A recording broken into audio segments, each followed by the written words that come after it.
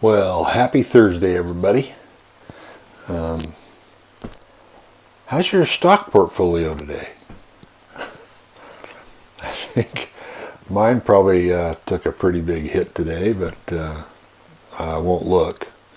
I don't want to sit here and get all weepy over money. I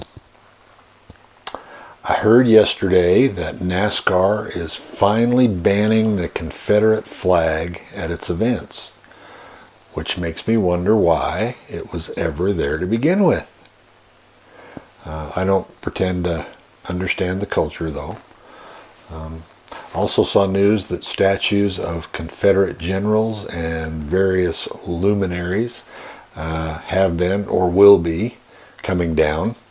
Again, speaking as a man who grew up in the West and always viewed the Confederacy as a traitorous movement intent on preserving slavery.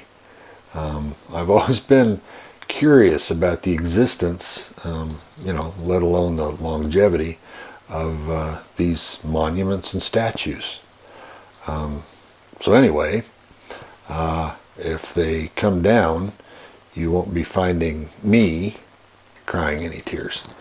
So now the people who disagree with me, apparently, including the President of these United States, big shock, say for cities and states and the nation to get rid of these monuments and school names and military base names and so forth would be government overreach. Again, I don't agree for the reasons stated earlier, but that got me to thinking about the subject for today's first pages, and I landed on the Ray Bradbury novel Fahrenheit 451. It's a classic novel of a government in which firefighters burn books rather than saving structures. It's one of those novels with a theme that's evergreen, just never seems to go out of style because we're always under threat of one kind or another. So here then is the first page or so of Ray Bradbury's Fahrenheit 451. It was a pleasure to burn. It was a special pleasure to see things eaten, to see things blackened and changed.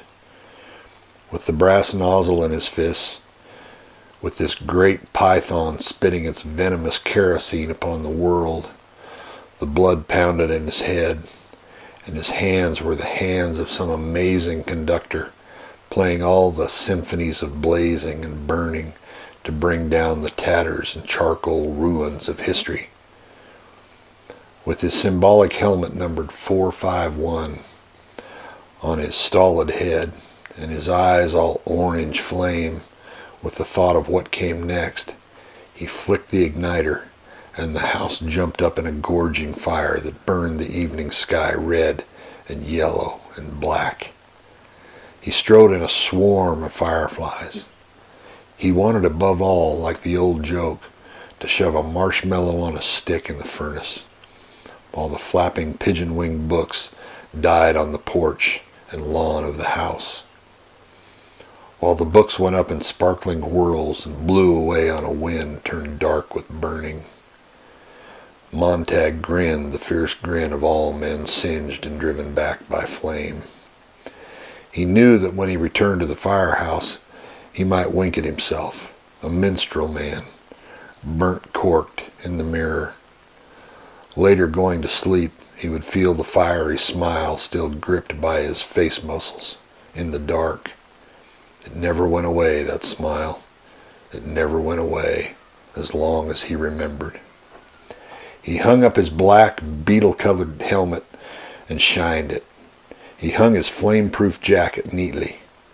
He showered luxuriously, and then, whistling, hands in pockets, he walked across the upper floor of the fire station and fell down the hole.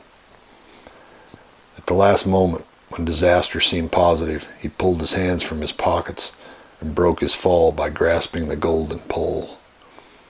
He slid to a squeaking halt, the heels 1 inch from the concrete floor downstairs.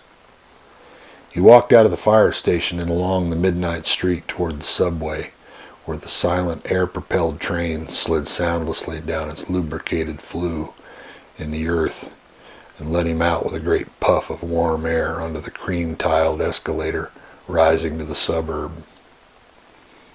Whistling, he let the escalator waft him into the still night air. He walked toward the corner, thinking little at all about nothing in particular. Before he reached the corner, however, he slowed, as if a wind had sprung up from nowhere, as if someone had called his name. The last few nights he had had the most uncertain feelings about the sidewalk just around the corner here, moving in the starlight toward his house. He had felt that a moment prior to his making the turn, someone had been there. The air seemed charged with a special calm, as if someone had waited there quietly, and only a moment before he came, simply turned to a shadow and let him through. Perhaps his nose detected a faint perfume.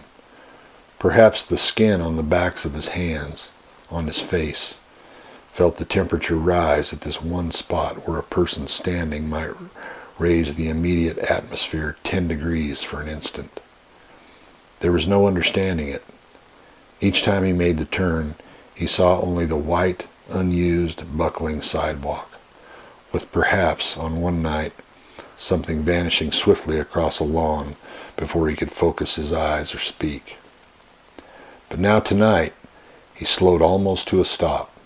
His inner mind, reaching out to turn the corner for him, had heard the faintest whisper. Breathing? Or was it the atmosphere compressed merely by someone standing very quietly there, waiting?